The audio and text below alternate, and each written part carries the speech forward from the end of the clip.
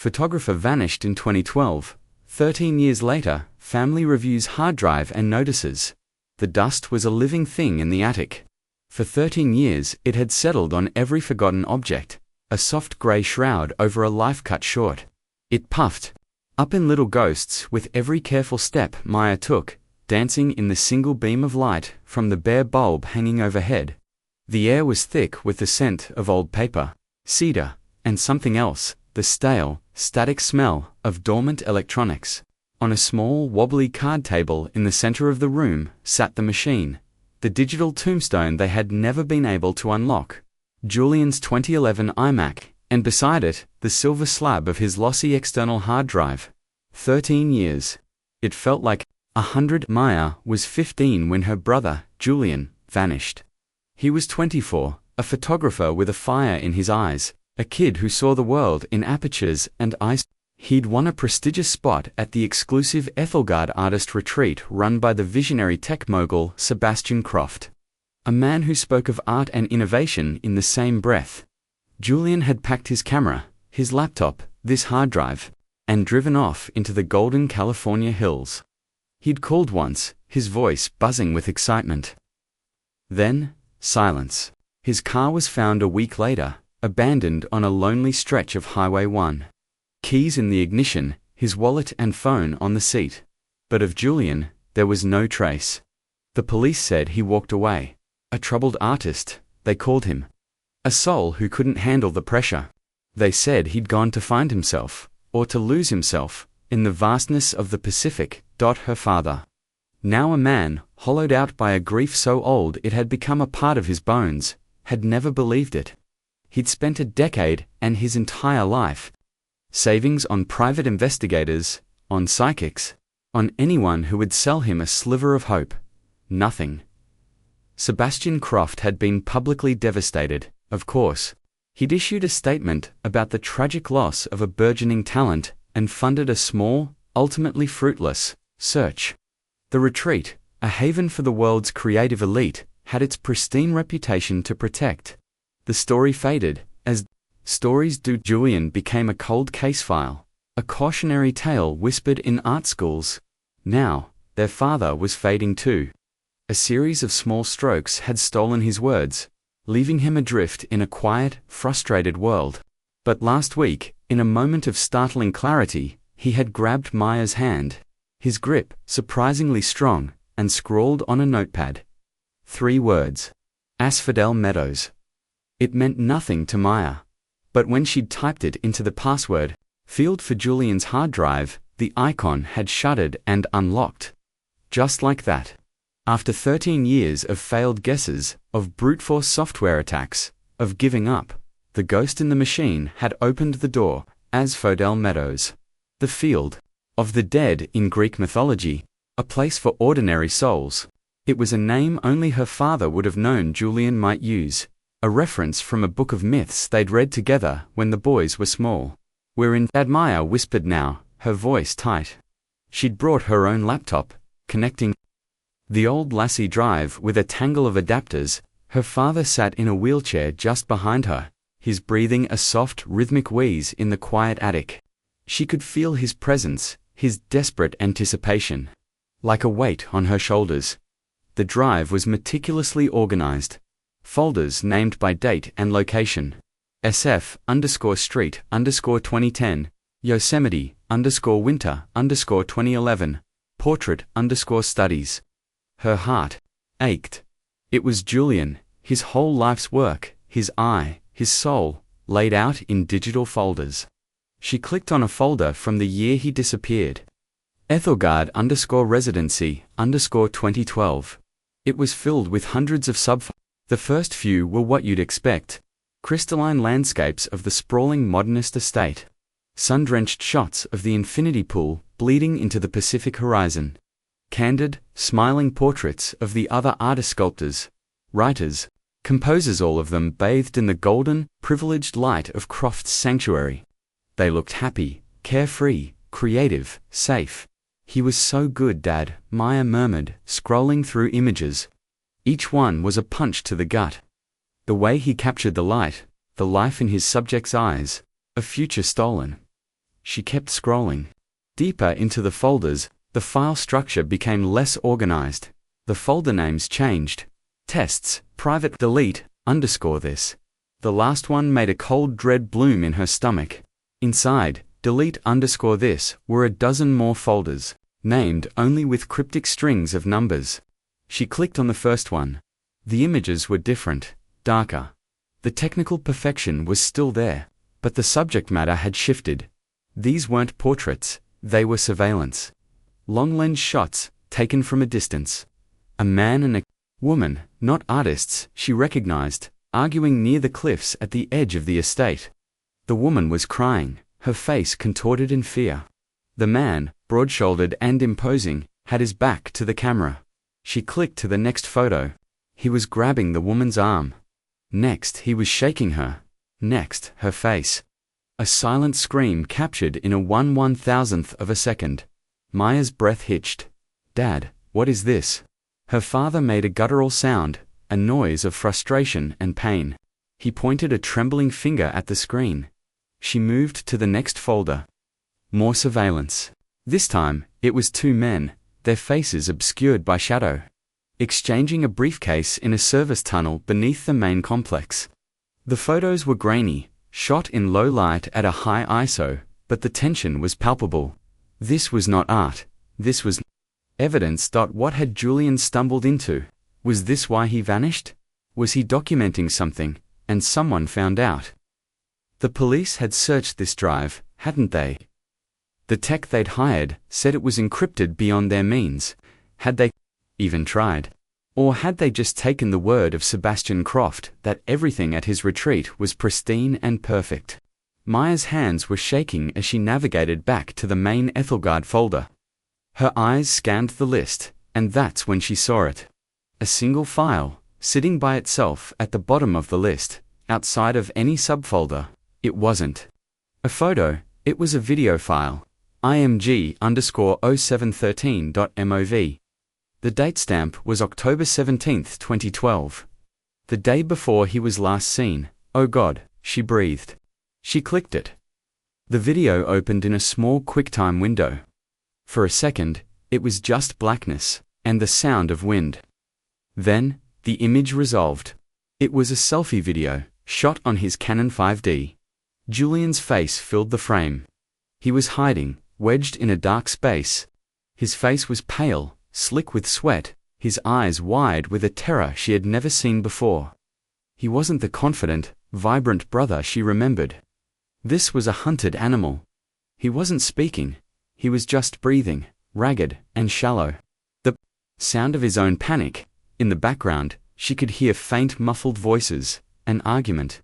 One voice was angry, shouting. The other was calm, placating, but with an edge of ice.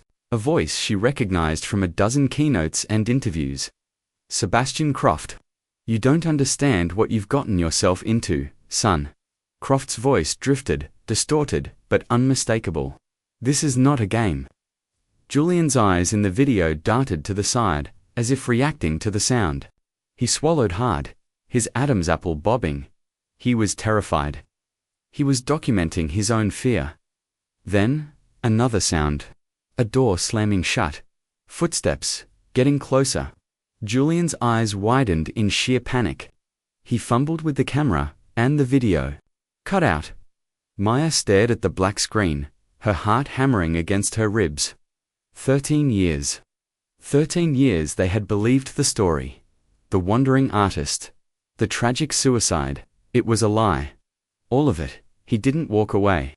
He was silenced. And the man who had offered condolences, who had funded the sham search, was the last person to speak to him. But that wasn't the shock. The real shock, the thing that made the world tilt on its axis, came a moment later. Her tech-savvy friend had once told her about metadata, the hidden data baked into every file. On a whim, her fingers clumsy on the trackpad, she right-clicked the video file and selected Get Info. A small window popped up with the file size, the date, and then she saw another tab, Comments. Her blood ran cold.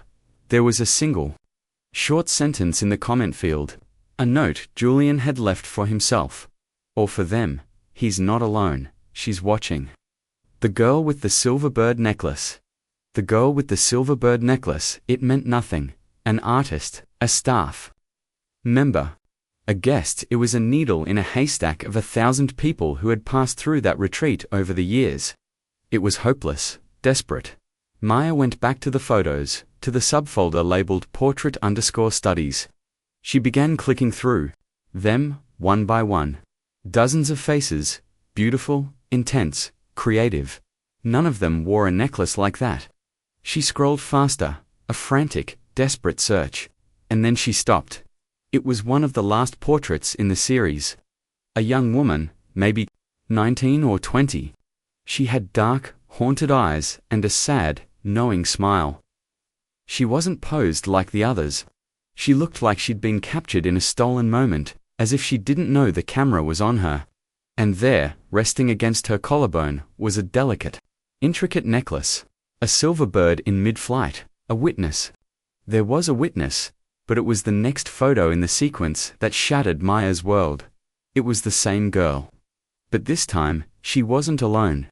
She was standing next to someone, her hand resting on his arm.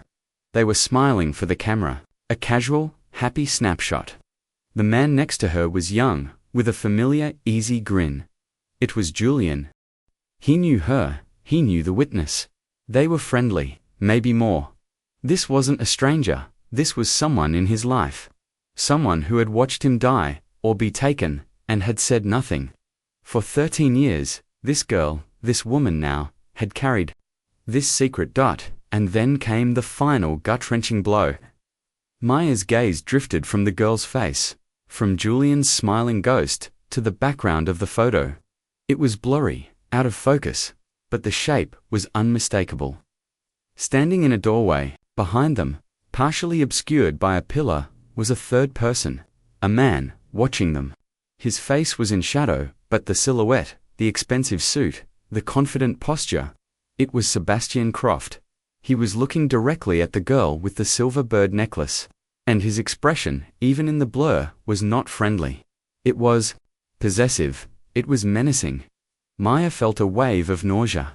The air in the attic was suddenly suffocating. This wasn't just a murder. This was a story. A story Julian had been trying to tell with his camera.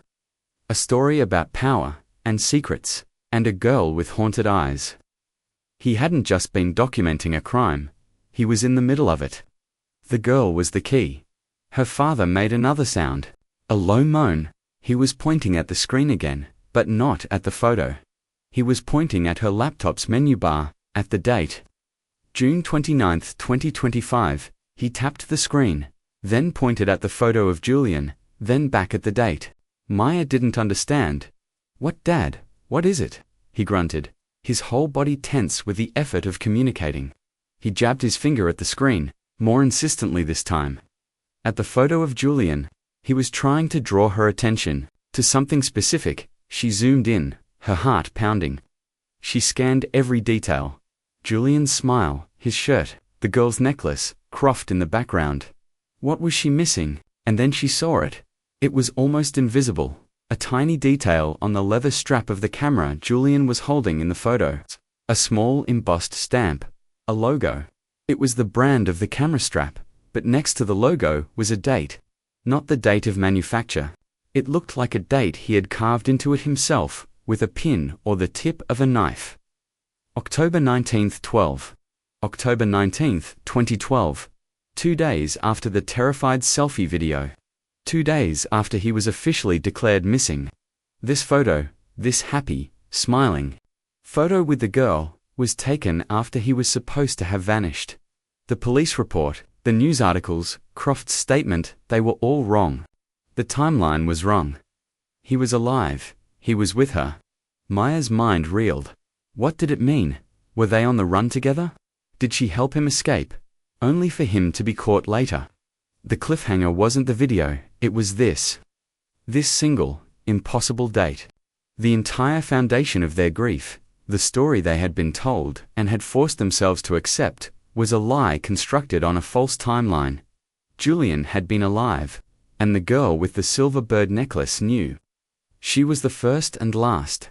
Domino. Maya looked from the impossible date on the screen to her father. His eyes were wide, and for the first time in years, they were not vacant. They were burning with a cold, clear fire. A single tear tracked its way through the grey stubble. On his cheek, he understood the depth of the betrayal. He understood they were looking at the ghost of a boy who had fought for 2 extra days of life. And for 13 years, no one had known. The silence in the attic stretched thick and heavy. The dust settled. But for Maya, the world had just exploded. The past wasn't dead. It wasn't even past. It was right here, on this hard drive, waiting. And it was screaming for justice. Julian Croft was not a ghost. He was a memory burned into the retinas of the few who had truly known him. To the world, he was the vanished photographer, a footnote in the annals of California's strange disappearances. But to his sister Maya, he was the smell of darkroom chemicals on a Saturday morning. The sound of a camera shutter clicking in the quiet moments of their lives. The older brother who had taught her to see the world, not as it was, but as it could be, framed and full of light. He was ambitious, yes, but not reckless. He was gentle, with a quiet intensity that drew people in. His passion wasn't for fame, it was for the truth a single image could tell. He believed a photograph could be louder than a shout, more honest than a confession. He chased light, texture, and the unguarded moments that revealed a person's soul. This unwavering belief was what led him to the Ethelgard Artist Retreat. He saw it as the ultimate opportunity, a chance to be surrounded by brilliance, to be mentored by the great Sebastian Croft, a man Julian had admired as a pioneer of art and technology. He went there with a pure heart and an open eye, believing he was entering a sanctuary. He didn't realize he was walking into a gilded cage. The antagonist, Sebastian Croft, was a man sculpted from charisma and silicon. To the public, he was a visionary, a Steve Jobs for the art world. His keynote speeches were legendary, seamless presentations on creativity, disruption, and the power of technology to elevate the human spirit. He wore simple, exquisitely tailored black turtlenecks and spoke with a calm messianic authority that made people, investors, artists, journalists lean in and believe every word. The Ethelgard Retreat was his crown jewel, a sprawling architectural masterpiece on the cliffs of Big Sur, a place he marketed as a monastery for the modern muse. He curated his artists like a collection, picking the brightest, the most beautiful, the most vulnerable. He offered them a world without limits, a place to create, without concern for money or critics. In return, he owned them. He fed on their talent, their youth, their devotion. Beneath the veneer of the enlightened patron was a predator of exquisite taste, a man who believed his genius entitled him to everything and everyone within his orbit. He was a black hole in a bespoke suit, and his gravitational pull was inescapable. His secret was not just one crime, but a philosophy, that the powerful make their own morality, and the gifted are merely resources to be consumed. And then there was Lena. In 2012, she was Lena Petrova, a 19-year-old painter from Eastern Europe, brought to Ethelgard on a scholarship Croft had personally awarded her. She was impossibly talented, painfully shy, and weighed down by a family history of poverty and oppression that made her view Croft as a literal savior. The silver bird necklace had been a gift from her grandmother, her only link to a past she was desperate to escape. At the retreat, she was a moth drawn to 2 different flames. There was Julian, with his kind eyes and his quiet respect. He saw her, not just her talent. He would sit with her for hours, not speaking, just watching her paint, and she felt a sense of peace, of being understood, that she had never known. He took her portrait, the one Maya would find 13 years later. And in that moment, she felt beautiful, seen. But the other flame was Sebastian Croft. He was intoxicating, a force of nature. He praised her work with a connoisseur's intensity, telling her she had the soul of a master. He bought her expensive gifts, introduced her to collectors, promised her a future beyond her wildest dreams. To a girl who had nothing, he offered everything. She was caught between the warmth of a genuine connection and the blinding sun of immense power. She didn't understand, not at first, that Croft's attention came with a price. He didn't just want her art. He wanted her silence. He wanted her loyalty. He wanted her to be a pretty, compliant part of his collection. The weeks at the retreat unfolded like a fever dream for Lena. The days were filled with breathtaking beauty and feverish creation. The nights, however, were different. The nights belonged to Croft. He held lavish, exclusive parties in his private villa. Events the official retreat schedule never mentioned. The artists, eager to please their benefactor, attended. The wine, the drugs, the beautiful people, it was all a heady, disorienting mix. And it was at these parties that the pristine facade of Ethelgard began to crack. Lena saw things: powerful men, politicians, financiers, tech titans arriving late at night. Young women, not artists, who looked nervous, lost. She heard whispers of private arrangements, of deals made in hushed tones. Julian saw it too, but unlike Lena, who tried to look away, to rationalize, to believe in the goodness of their savior, Julian lifted his camera. He wasn't a spy, he was a documentarian. He started shooting what he saw, not with judgment, but with an insatiable curiosity. The long-lens shots Maya found were his attempts to understand the dark ecosystem that thrived in the shadows of Croft's utopia. He was piecing together a story he didn't yet comprehend. The turning point came one evening at one of Croft's parties. Lena, feeling overwhelmed, had stepped out onto a secluded balcony overlooking the ocean. Croft followed her. He backed her against the railing, the waves crashing violently below. He wasn't smiling anymore. His voice was low, possessive. "You are my greatest discovery, Lena," he'd whispered, his hand resting on her shoulder, his thumb pressing down, a gesture of ownership. "You understand what we have here, a family, and families keep secrets." It wasn't a request, it was a command. The warmth she had mistaken for kindness was revealed as the heat of a furnace, ready to consume her. From a window in an adjacent building, Julian was adjusting his lens. He wasn't trying to spy on Lena. He had been tracking the movements of a specific investor Croft was meeting with. But his lens found her, instead, pinned against the railing, by the man they were supposed to admire. He saw the look on her face, the dawning horror, the realization that the paradise was a prison, and he clicked the shutter. He captured the moment of her disillusionment. Later that night, he found her. She was sitting alone by the empty pool, hugging her knees, the silver bird necklace cold against her skin. He didn't show her the photo. He just sat down beside her. "Are you okay?" he asked, his voice soft. Tears streamed down her face. "I don't know what this place is," she whispered, her voice trembling. "I think," Julian said, his own voice heavy with a new, terrifying weight, "it's a story that needs to be told." In that moment, their fates became intertwined. He had his photographs, his fragmented proof of the rot beneath the beauty. She had her proximity to Croft, her intimate knowledge of the inner sanctum. They were two young naive artists who had stumbled into the dragon's den. Julian thought his camera was a shield. Lena thought her silence was a shield. They were both wrong. The next few days were a blur of paranoia. Julian worked frantically, trying to copy his files, hiding the hard drive. He knew he was being watched. Croft's security guards, who had once been friendly, now followed him with their eyes. His room was searched, subtly, but he could tell. Things were moved. He left the video message for Maya, a desperate act, and the note in the metadata, a breadcrumb trail pointing to the only person he thought could corroborate his story. Lena, the girl with the silver bird necklace. He came to her on his last night, October 18th. He had a plan. He was going to leave, to take the evidence to the press.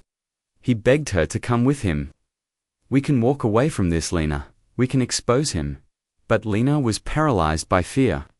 Croft had her passport. He had her future in the palm of his hand. To defy him was to be erased, sent back to the poverty she had clawed her way out of. "I can't," she cried, her voice breaking. "He'll destroy me. He'll destroy my family." "He'll destroy you if you stay," Julian pleaded. He grabbed her hand. "He already is." That's when Croft found them. He didn't shout, he didn't rush.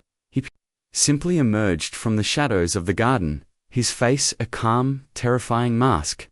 "A late-night stroll?" he asked, his voice like silken steel. "Julian, we need to have a word about your extracurricular photography." He looked at Lena, a flicker of disappointment in his eyes. "Lena, my dear, go to your room, this doesn't concern you." She looked from Croft's cold, commanding face to Julian's desperate, pleading eyes, and she made the choice that would haunt her for the next 13 years. She pulled her hand from Julian's grasp. She turned her back on him, and she walked away. The sound of her own footsteps, a drumbeat of betrayal. She didn't look back. She heard Croft's calm voice, "Let's go for a drive, son," and the sound of Julian's strangled protest. That was the last time anyone saw him. The next day, Croft called a meeting with her. He was sitting behind his vast desk, Julian's camera sitting on the polished surface between them. He slid it towards her. "A gift," he said. "Julian won't be needing it anymore." He decided the life of an artist wasn't for him. He needed to be free. Croft's eyes were devoid of any emotion. "He left everything behind. For you, it was a lie, and a threat, and a coronation, all in one." He was giving her Julian's place, Julian's future. The price was her complicity. The photo of her and Julian, smiling, taken by some unseen third person, became the lie they would both live by. Croft had it taken later, a staged piece of evidence to support the story that Julian had left happily, entrusting his legacy to his dear friend Lena. And Lena, trapped and terrified, played her part. She became the keeper of the lie, the witness, who chose to be blind. Her career blossomed, funded by Croft's patronage. She became a celebrated artist, but every painting was haunted by Julian's ghost. Every success a monument to her own cowardice. The silver bird necklace felt less like a memento and more like a millstone around her neck, a constant reminder of the boy she had let walk into the darkness alone. The first call Maya made was to the Monterey County Sheriff's Department. She clutched the phone, the old hard drive humming on the desk beside her like a repository of ghosts. She was shaking, but her voice was steady, filled with a righteous fury that had been simmering for 13 years. She explained who she was, about the newly discovered evidence, the video, the impossible date on the camera strap. She spoke of Sebastian Croft. The silence on the other end of the line was heavy, dismissive. "Ma'am," the deputy finally sighed, his voice thick with the boredom of a man who had heard it all. "We investigated Mr. Croft back in 2012. He was fully cooperative. There was no evidence of foul play. Julian Croft was an adult. He had a history of ... instability. It's a tragedy, but men like that, they walk away. He didn't walk away." Voice cracked, the fury giving way to desperation. "I have proof. A video of him, terrified, the night before he vanished. I have photos he took of illegal activity on the property, and I have proof he was alive after you all closed the case. Digital evidence can be manipulated, ma'am. Timestamps can be changed. And your brother taking pictures of people arguing isn't a crime. Ethelgard was a place for ... emotional people. Artists." The condescension dripped from his every word. He took her name, her number, and promised someone would look into it. It was the bureaucratic equivalent of a pat on the head. Maya knew no one would call back. Croft's influence was a fortress, built 13 years ago, and its walls were still standing. Her second attempt was with the media. She contacted a well-known investigative journalist, a man who had built his career on taking down powerful figures. She sent him a carefully worded email, hinting at the evidence she possessed, mentioning Croft and the Ethelgard retreat. The reply came within an hour. It was a polite but firm refusal. "While your story is compelling, Mr. Croft is a litigious individual with a formidable legal team. Without a direct confession or an anthropoid witness, any story would be libelous. My publication's lawyers will not approve it. I'm sorry." The walls were closing in. The system, the law, the press was designed to protect men like Croft. Her evidence was a whisper against a hurricane of money and power. Defeated, she put her energy back into the hard drive. spending sleepless nights sifting through Julian's digital life, hoping for another clue, another name, another breadcrumb. She didn't know that her digital inquiries, her pings to old servers, her search for the girl with the silver bird necklace, had tripped a silent alarm, a digital tripwire left dormant for over a decade. Meanwhile, in a sterile white-walled studio in Berlin, Lena Petrova was at the height of her career. She was no longer the shy, haunted girl from Ethelgard. She was Lena Petrova, the art world darling, her canvases selling for 7 figures. She was poised, elegant, her past scrubbed clean by a carefully crafted public narrative, courtesy of her patron, Sebastian Croft. He had kept his promise. He had given her the world. But she lived in a gilded cage of her own making. Every compliment felt like an accusation. Every sale felt like blood money. The silver bird necklace was locked away in a safe, but she could still feel its weight on her skin. The email arrived on a Tuesday. It was from a generic address, no subject line. The body contained a single link. With a trembling hand, she clicked it.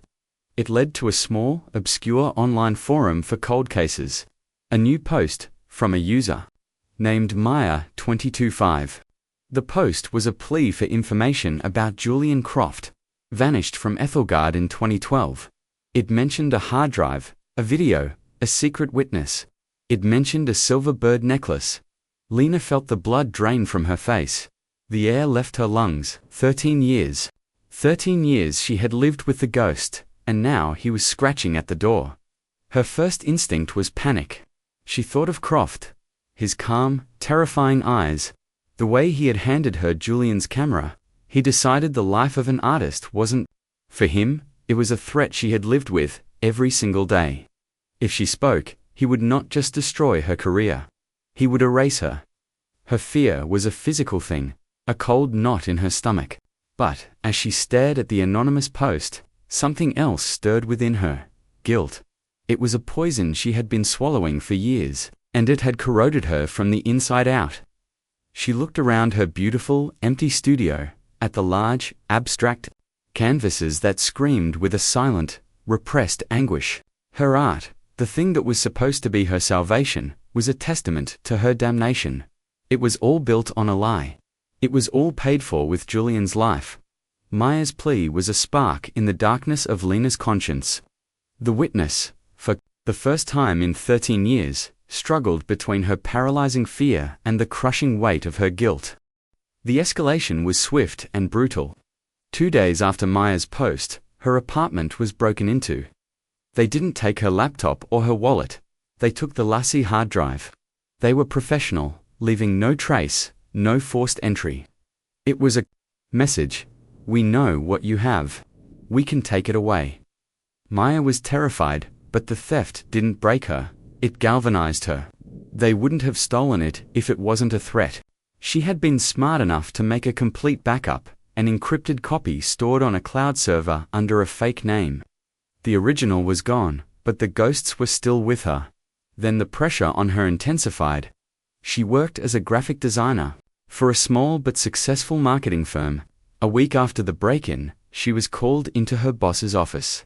He looked pale, nervous. "Maya, I'm so sorry," he stammered, avoiding her eyes. "Our biggest client.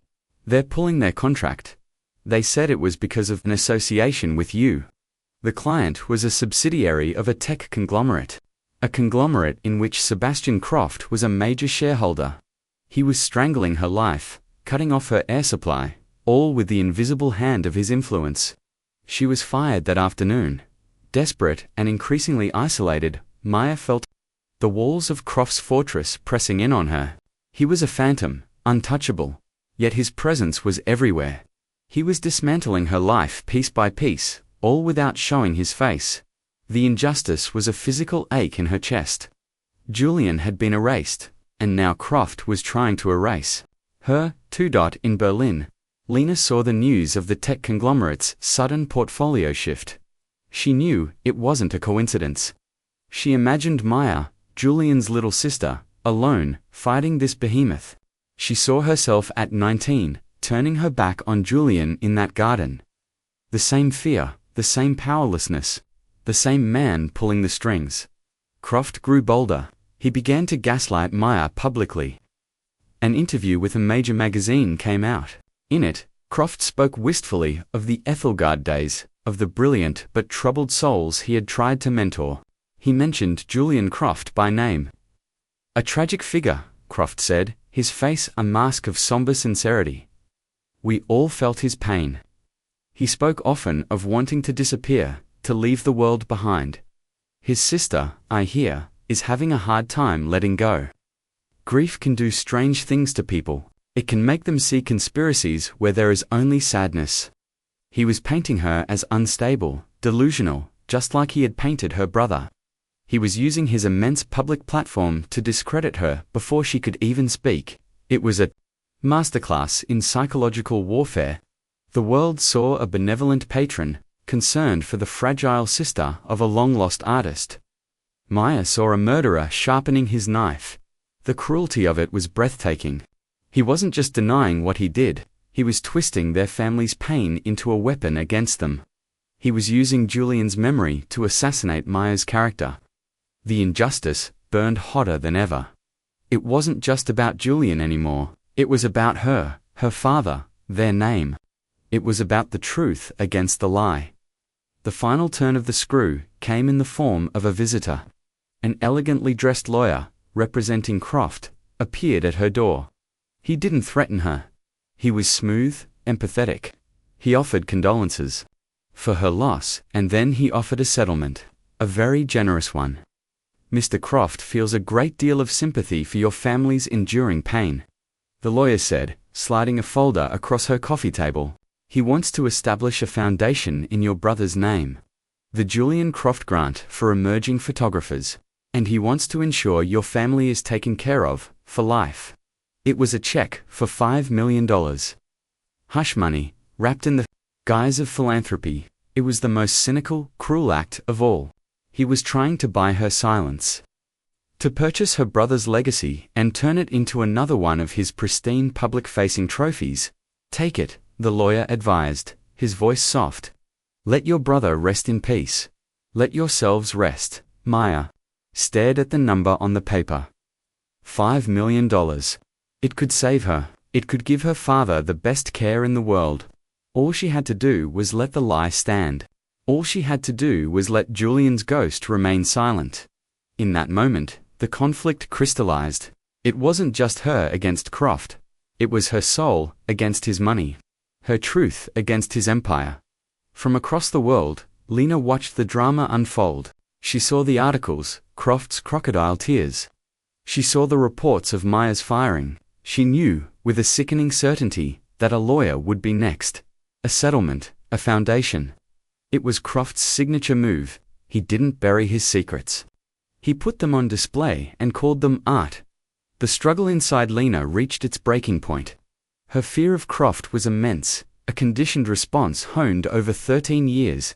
But the vision of Maya, alone, being crushed by the same machine that had crushed Julian, was unbearable. The guilt was no longer a quiet poison, it was a screaming fury. Her hands, the hands of a celebrated artist, shook as she sat in her studio. She looked at her phone. She could call Croft, reassure him of her loyalty, and be safe. Or she could make another call. A call that would detonate her life, and his. The witness, who had been hiding in the shadows for 13 years, finally had to choose between fear and conscience. The escalating conflict had pushed her to the edge of her own personal cliff. The breaking point for Maya came not with a bang, but with a quiet, devastating click. For weeks, she had been working with a freelance digital forensics expert, a paranoid genius named Corbin, who operated out of a cluttered basement office and communicated exclusively through encrypted chat. She'd paid him with what little she had left, feeding him the backup of Julian's hard drive, begging him to find something, anything, the police and the journalist had missed. She was looking for a smoking gun. What he found was a time bomb. You've been looking at the photos, Corbin wrote in a sudden message late one night. You should have been listening to the silence. He explained that buried in the delete_this folder were not just images, but dozens of tiny corrupted audio files. Fragments, less than a second each. Useless on their own. The forensics team in 2012 would have dismissed them as data rot. But Corbin, a musician in a past life, recognized a pattern in the digital noise. "They're not corrupted," he wrote. "They're sliced intentionally. Someone took a single audio recording and ran it through a digital shredder. It took him 2 weeks of painstaking work, stitching the fragments together like a psychotic jigsaw puzzle. When he was done, he sent Maya a single unlocked file. Restored Ed Aldian. Maya's hands trembled as she pulled on her headphones. She clicked play. The first sound was the familiar hiss of wind, the same sound from the beginning of Julian's terrified selfie video. Then, voices, clearer this time. It was the full, unedited conversation from outside the room where Julian was hiding. "He has to be dealt with," a rough voice said, one she didn't recognize. "He has the photos, Sebastian, the girl, the investor, all of it." "Calm down, Anton," Sebastian Croft's voice replied, smooth as glass. "Panic is a luxury we can't afford. He's just a boy with a camera." He gave a copy to the girl, Lena. "She's a liability." "Lena is mine." Croft's voice was ice. "She is a piece of art I am creating. She will do as she's told. Her loyalty is absolute. It's the boy I'm worried about. He has a conscience. There's no room for that here." Maya felt sick. "Lena is mine." He wasn't her patron, he was her owner, and Julian had tried to save her. The audio continued. "What do we do?" the man Anton asked. There was a long pause. Then Croft's voice, low and chillingly calm. "We're going to take him for a drive. Up the coast, there's a place I know. A quiet place. We'll take his car, leave it somewhere obvious. The police have already been primed to see him as unstable, another artist who flew too close to the sun and burned his wings. His sister is just a child. His father is a nobody. No one will question it. We will write the story, and then we will erase the author." Erase the author. The words echoed in the silent room. A death sentence delivered 13 years ago. This was it. The confession. A conspiracy laid bare. It was Croft, and at least one other man. They had planned it. Cold-blooded. But the plot twist, the detail that turned the entire investigation on its head, was what came next. The recording didn't end. After a few seconds of silence, there was a new sound. A soft click, and then a woman's voice, whispering, terrified. "I'm sorry, Julian. I'm so sorry." It was Lena. She hadn't just walked away. She had stayed. She had hidden somewhere nearby, and she had recorded it.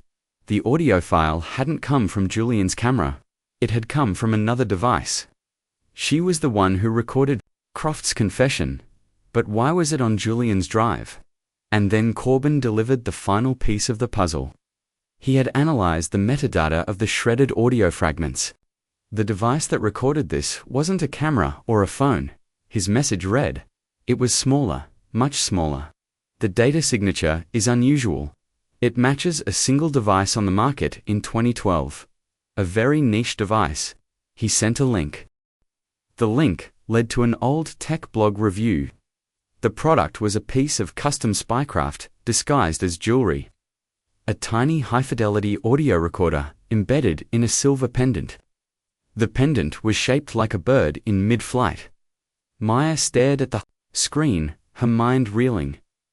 The necklace. It wasn't just a memento, it was a recording device. Julian must have known. He must have given it to her, or she'd had it already. They were working together.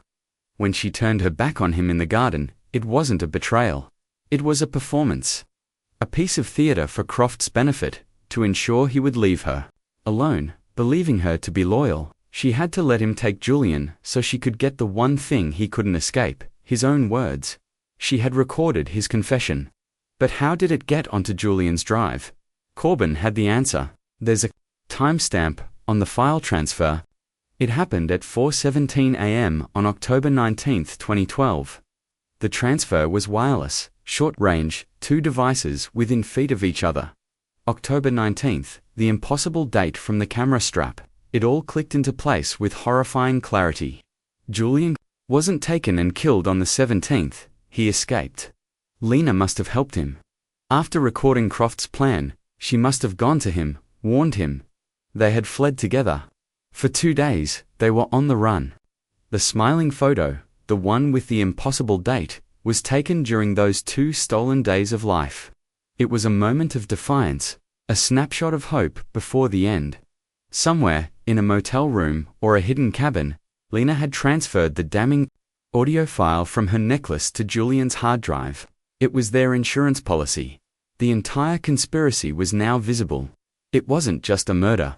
It was a cover-up of systematic exploitation at Ethelgard, a crime Julian had stumbled upon and Lena had been a victim of. They had tried to fight back together, but they had failed. Croft must have caught up to them. He'd killed Julian, and, somehow, he'd gotten Lena back under his control, terrifying her into a 13-year silence. The stakes had shifted seismically. This was no longer just about getting justice for Julian's personal pain. The audio file was proof of a criminal conspiracy involving one of the world's most powerful men. It implicated him in murder, kidnapping, and something much larger and more sinister at his retreat. This wasn't a family tragedy anymore. It was a public scandal of epic proportions. As Maya absorbed the enormity of it, her phone buzzed. A blocked number? She hesitated, then answered. Is this Maya Croft? The voice was a woman's, hushed and strained, with a faint European accent. Who is this? Maya asked, her heart pounding. My name is Lena Petrova, the voice said, cracking with an emotion held back for 13 years. I think you have something of mine, and I have something of yours. Lena, after all this time, she had made her choice. The hard drive was a decoy. Lena whispered, her voice a torrent of confession. The real evidence, the unedited video, the original audio. Julian was smart. He knew a physical drive could be found and destroyed. He uploaded everything to a secure server. He called it his digital afterlife. The password is the name of the first photo he ever took of me. He said only I would know it. The tension in the room was electric. This was the final key. What was the name of the photo? Maya breathed. There was a pause, and Maya could hear Lena take a shuddering breath. He called it the Reluctant Muse. But that's not the password. That was the title. The password. The password is the promise I made to him the night he disappeared. The promise I broke. What was it? Maya pleaded. Lena's voice dropped to a barely audible whisper, thick with shame and a newfound resolve. I'll speak. The revolution would not be televised, it would be live-streamed. Sebastian Croft stood on the precipice of his greatest triumph. He was the keynote speaker at the annual Future Forward Summit, the Davos of the tech world. Thousands of the world's most influential people packed the auditorium in San Francisco, with millions more watching the stream online. The stage was a minimalist marvel of black glass and projected light. Croft, in his signature turtleneck, looked out at the adoring crowd, a benevolent god surveying his creation. The theme of his speech was radical transparency. In an age of misinformation, he began, his voice resonating with practiced sincerity. The truth is our only real currency.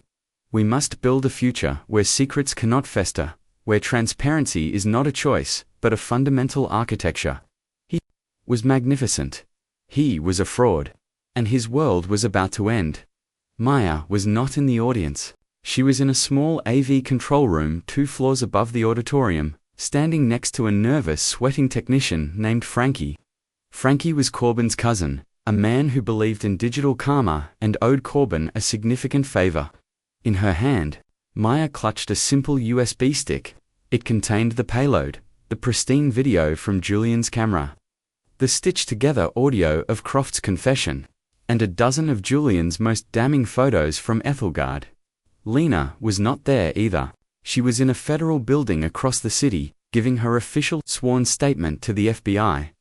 Her testimony, combined with the evidence from the server she had unlocked for Maya, had been enough to secure a warrant. But a quiet arrest was not the justice Julian deserved. He deserved a public reckoning. Lena had agreed. Erase the author, Croft had said. It was time to rewrite the story. He's getting to the crescendo, Frankie whispered, his fingers hovering over the master console. The part where he talks about corporate responsibility, on the massive 40-foot screen behind Croft, a montage of his philanthropic endeavors played smiling children, pristine landscapes, grateful artists. It was a testament to a life of curated benevolence. Any second now, Maya said, her heart hammering. This had to be timed to perfection. On stage, Croft's voice swelled. We must hold ourselves to a higher standard. We must expose the darkness to the light. We must demand. Now, Maya said. Frankie's fingers danced across the board. He rerouted the primary video feed. On the giant screen behind Sebastian Croft, the slick corporate montage vanished. It was replaced by a single, grainy, terrifying image. Julian Croft's face, pale and sweating, his eyes wide with fear, staring out at an audience of thousands. His ragged, panicked breathing filled the vast auditorium, a sudden, shocking intrusion of raw terror into the polished presentation. A wave of confusion rippled through the crowd. On stage, Croft faltered for a fraction of a second, his serene mask twitching. He hadn't seen the screen behind him yet, but he heard the sound. He thought it was a technical glitch. He tried to continue. We must demand accountability. Then the audio kicked in, blasting through the state-of-the-art sound system. Not his voice, but the voice from the past. The rough, angry voice of his associate, Anton. He has the photos, Sebastian, the girl, the investor, all off it. Croft froze. He turned, slowly, and looked at the screen. He saw Julian's desperate face. He heard his own voice, 13 years younger, but unmistakably his, cool and reptilian. Lena is mine. She is a piece of art I am creating. He has a conscience. There's no room for that here. The auditorium fell into a stunned absolute silence. The livestream was capturing it all. The world's paragon of transparency, staring at his own murderous confession. His face, which moments before had been a portrait of confidence, began to crumble. The blood drained from it, leaving a waxy, grey sheen. On the screen, the evidence unspooled in a relentless cinematic assault. The photos of the terrified woman on the cliff. The shot of the briefcase exchange in the service tunnel. The portrait of Lena, the girl with the silver bird necklace, looking haunted and sad. Then, the final chilling words from the audio file filled the room. We will write the story. And then, we will erase the author. A collective gasp went through the audience. People were standing up, their phones out, recording. The live stream chat was a frantic, exploding waterfall of shock and outrage. The scandal was breaking not just in the room, but across the internet, in real time. Croft stumbled back, his eyes wide with disbelief and horror. The mask was gone. This was not a god. This was a cornered animal. He looked desperately to the wings of the stage, searching for his security, for someone to stop it. But it was too late. The side doors of the auditorium burst open. Not his private security, but a team of FBI agents, clad in tactical vests, moved swiftly and professionally down the aisles. The crowd parted for them as if they were specters of judgment. The final image flashed onto the screen. It was the photo of Julian and Lena, smiling, defiant, on October 19, 2012. Below it, a single line of text appeared. Julian Croft, murdered by Sebastian Croft. October 20, 2012. The lead agent walked onto the stage. He didn't shout, he didn't make a scene. He walked calmly up to the most powerful man in the room, who was now trembling, exposed, and utterly broken before the entire world. Sebastian Croft, the agent said, his voice clear and steady, picked up by the still-live microphone on Croft's lapel. You are under arrest for the murder of Julian Croft, and for conspiracy to commit kidnapping.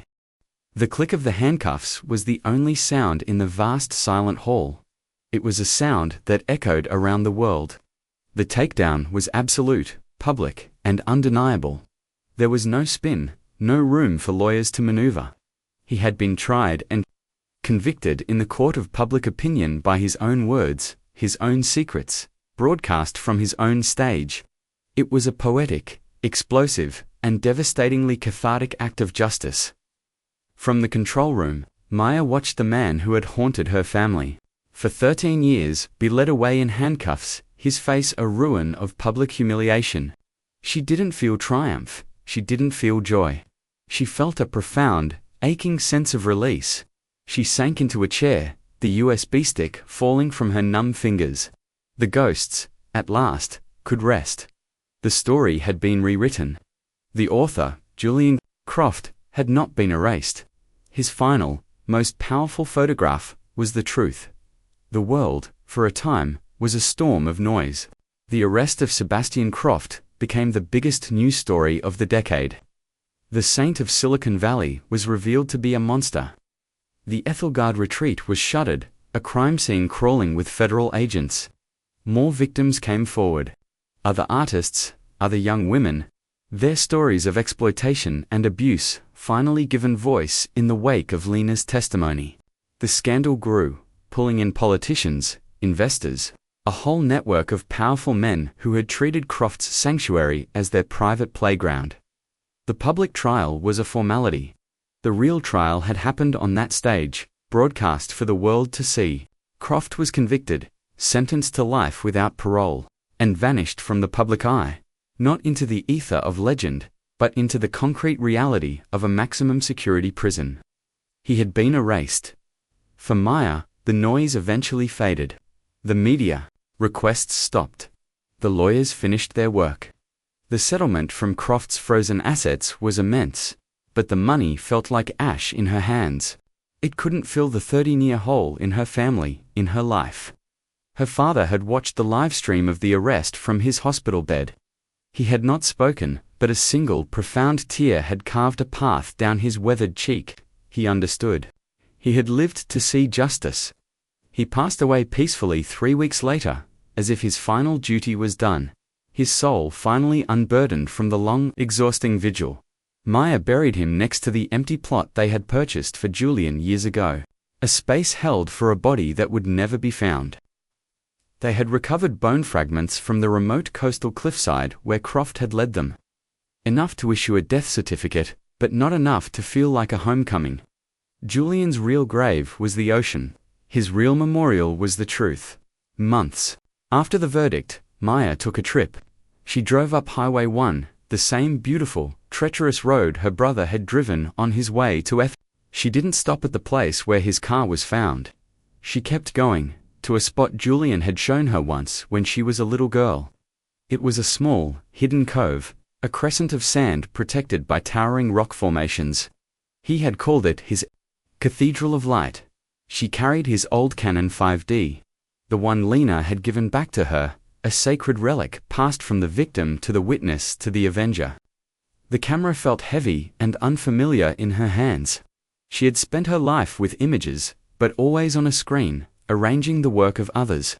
She had never dared to create her own.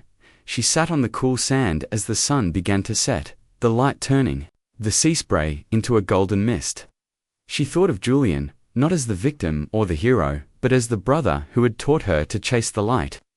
She thought of Lena, who was now living quietly in an undisclosed location, her paintings reportedly taking on a new, brighter palette.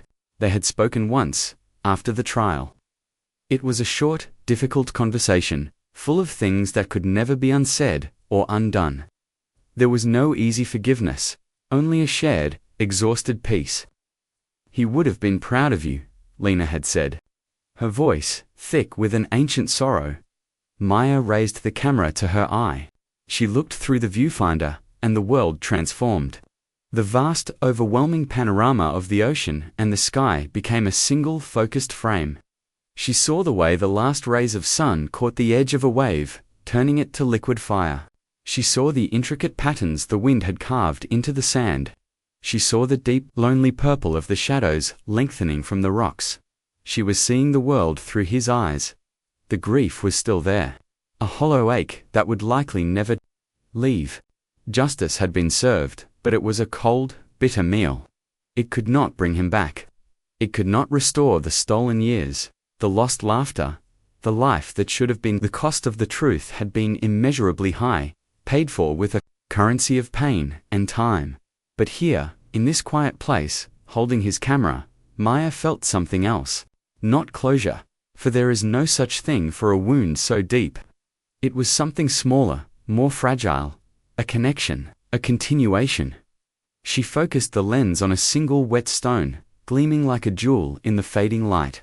She adjusted the aperture, just as he had taught her. She held her breath, and for the first time, she pressed the shutter. The click was a soft, definitive sound in the twilight.